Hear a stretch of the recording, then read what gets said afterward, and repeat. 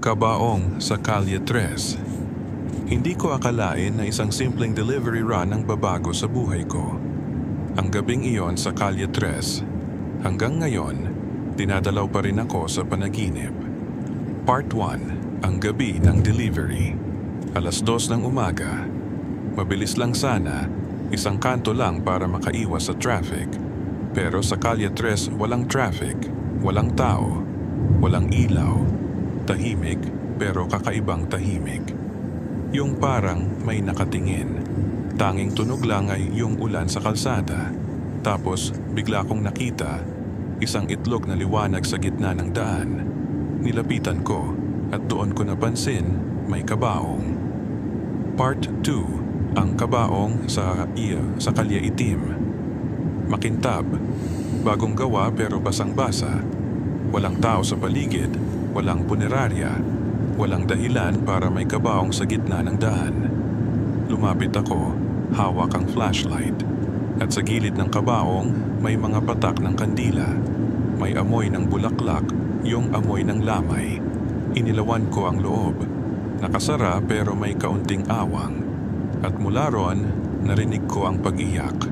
Mahina, babae. Tulungan mo ako. Kinilabutan ako. Pero imbes na tumakbo, lumapit pa ako. Unti-unting bumuka yung takip. Walang laman. Pero sa loob, may nakasulat. Huwag kang tumawa.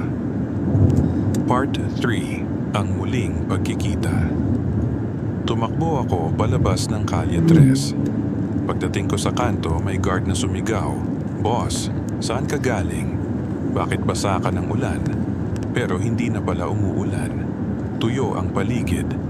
Walang kahit patak ng ulan. Paglingon ko sa pinanggalingan ko, wala ng Calle 3. Pader lang. Part 4, ang alamat. Kinabukasan, sinubukan kong hanapin ulit sa Google Maps. Walang Calle 3 sa area, pero may lumang artikulo sa online archive. Trahedya sa Calle 3, 1,982. May babae raw na naiwan sa loob ng kabaong habang binabaha ang punerarya. Hindi na nailigtas. Simula noon, kapag tag-ulan, may nakikitang kabaong na gumugulong mag-isa sa daan. Sabi ng mga matatanda, kapag nakakita ka raw ng kabaong sa kalsada, dapat magdasal ka, hindi tumawa. Dahil baka ang kabaong na yon para sa'yo. Parte 5, ang babala. Akala ko tapos na. Pero ilang araw matapos yon, naririnig ko gabi-gabi ang tunog ng martilyo. Tok, tok, tok. Parang may nagpapako ng kabaong.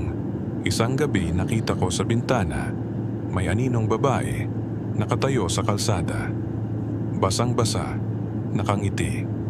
Tatawa ka pa ba? At bago ako makagalaw, nawala siya. Pero naiwan sa pinto ko kinabukasan, isang maliit na kahon. Nakasulat, para kay Lino binuksan ko, isang miniature na kabaong sa loob. At sa ilalim, isang papel. Salamat sa panonood. Kung mapadaan ka sa Calle 3 at makakita ka ng kabaong sa gitna ng kalsada, huwag mong tawanan, huwag mong kuhanan ng video, magdasal ka lang, baka ako yung nasa loob.